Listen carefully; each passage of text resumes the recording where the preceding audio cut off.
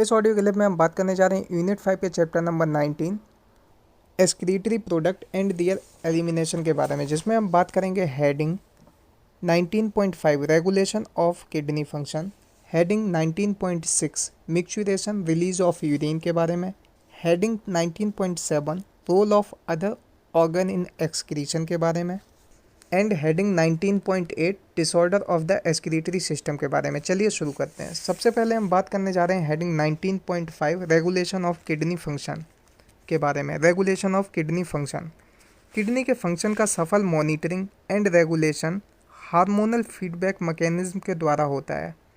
इसमें hypothalamus, JGA and कुछ हद तक हार्ट भाग लेते हैं। हाइपोथैलेमस हमारे बॉडी में ब्लड के volume, body fluid and ionic concentration में चेंज होने से ऑस्मो रिसेप्टर एक्टिवेट हो जाते हैं। जब बॉडी से फ्लूइड का बहुत ज़्यादा मात्रा में नुकसान हो जाता है तो बॉडी के ऑस्मो रिसेप्टर एक्टिवेट हो जाते हैं, जो न्यूरो हाइपोफाइसिस से एडीएच बोलें तो एंटी डाईयूरेटिक हार्मोन अथवा वैसोप्रेसन के सीक्रेशन के लिए हाइपोथैलेमस को स्टिमुलेट करते हैं। यह हार्मोन रीनल ट्यूब्यूल के पिछले भाग से पानी के रीअब्जॉर्प्शन को बढ़ाता है, जिसके द्वारा डाईयूरेसिस रुक जाती है।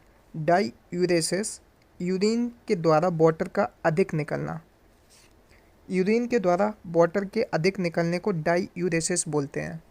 जब बॉडी में फ्लूइड की मात्रा बढ़ती है तो ऑस्मो रिसेप्टर बंद हो जाते हैं एंड एडीएच का सीक्रेशन कम हो जाता है। Complete the feedback, ADH blood vessel को कंस्ट्रिक्ट करके भी किडनी के काम को प्रभावित करता है। इससे ब्लड प्रेशर बढ़ जाता है, जिससे ग्लोमेरुलर ब्लड फ्लो बढ़ता है और फिर इसके द्वारा जीएफआर बढ़ जाता है। जेजीए एक कॉम्प्लेक्स रेगुलेटरी रोल निभाता है। Glomerular blood flow, glomerular BP, GFR के कम होने से जेजी सेल एक्टिवेट हो जाती हैं और इनसे रेनिन निकलता है। रेनिन RENIN ब्लड में मौजूद एंजियोटेंसिनोजन को एंजियोटेंसिन 1 और इसके बाद एंजियोटेंसिन 2 में कन्वर्ट कर देता है। एंजियोटेंसिन 2 एक पावरफुल वैसोकॉन्स्ट्रिक्टर होता है। एंजियोटेंसिन 2 ग्लोमेरुलर ब्लड प्रेशर को बढ़ा देता है, इसके द्वारा जीएफआर बढ़ जाता है। एंजियोटेंसिन 2 एड्रीनल कॉर्टेक्स को भी एक्टिवेट करता है, जिससे एल्डोस्टेरोन निकलता है। एल्डोस्टेरोन रीनल ट्यूब्यूल के डिस्टल भाग से Na पॉजिटिव एंड वाटर को रीएब्जॉर्ब कराता है। इसलिए एल्डोस्टेरोन को साल्ट रिटेनिंग हार्मोन भी कहते हैं। एल्डोस्टेरोन भी जीएफआर एंड ब्लड प्रेशर को बढ़ाता है। इस मैकेनिज्म को कॉमनली रेनिन एंजियोटेंसिन मैकेनिज्म कहते हैं। रेनिन एंजियोटेंसिन मैकेनिज्म कहते हैं। हार्ट के आर्टिया में ब्लड फ्लो बढ़ने आर्टियल नेट्रियूरेटिक फैक्टर ANF रिलीज होता है। ANF वैसोडाइलेशन कॉज करता है, जिसके द्वारा ब्लड प्रेशर कम हो जाता है। ANF mechanism renin angiotensinogen mechanism को रोकती है। अभी हम बात करने जा रहे हैं heading 19.6 micturition release of urine के बारे में। मिक्सचुरेशन रिलीज ऑफ यूरिन, CNS से वॉलेंट्री सिग्नल के आने तक नेफ्रॉन द्वारा बनी यूरिन यूरिनरी ब्लैडर में आकर स्टोर होती रहती है। यूरिन से बड़े यूरिनरी ब्लैडर में स्ट्रेच खिंचाव होने से यह सिग्नल शुरू हो जाते हैं। जवाब में ब्लैडर की वॉल दीवार में प्रेजेंट स्ट्रेच रिसेप्टर CNS तक सिग्नल भेजते हैं। CNS से मोटर मैसेज आगे बढ़कर ब्लैडर की स्मूथ मसल में कॉन्ट्रैक्शन और साथ साथ यूरेथ्रल स्पिंचर का रिलैक्शन शुरू कर देता है। इससे यूरिन रिलीज हो जाती है। यूरिन के रिलीज करने के प्रोसेस को मिक्सचुरेशन कहते हैं और इसमें इन्वॉल्व होने वाली न्यूरल मैकेनिज्म को मिक्सचुरेशन रिफ्लेक्स कहते हैं। एक अडल्ट ह्यूमन एक दिन में एवरेज 1 to 1.5 लीटर यूरिन का एक्सक्रीशन करता है। यूरिन हल्के पीले रंग का वाटरी फ्लूइड है। यूरिन स्लाइटली एसिडिक pH 6 होता है। यूरिन में एक स्पेशल गंध होती है। यूरिन की एनालिसिस करके हम कई तरह के मेटाबॉलिक डिसऑर्डर एंड किडनी की मन फंक्शनिंग के बारे में जान सकते हैं। फॉर एग्जांपल, यूरिन में glucose, glycosuria and ketone bodies ketonuria भी प्रेजेंट डायबिटिक मेलिटस को इंडिकेट करती हैं। अभी हम बात करने जा रहे हैं heading 19.7 role of other organ in excretion के बारे में। Role of other organ in excretion. Kidney के अलावा लंग्स, लिवर एंड स्किन भी एक्सक्रीटरी वेस्ट को निकलने में सहायता करते हैं। Lungs remove large amount of CO2 approx 200 ml पर minute. Lungs remove significant quantities of water every day. अभी हम बात करने जा रहे हैं लिवर के बारे में। लिवर हमारी बॉडी की सबसे बड़ी ग्लैंड है।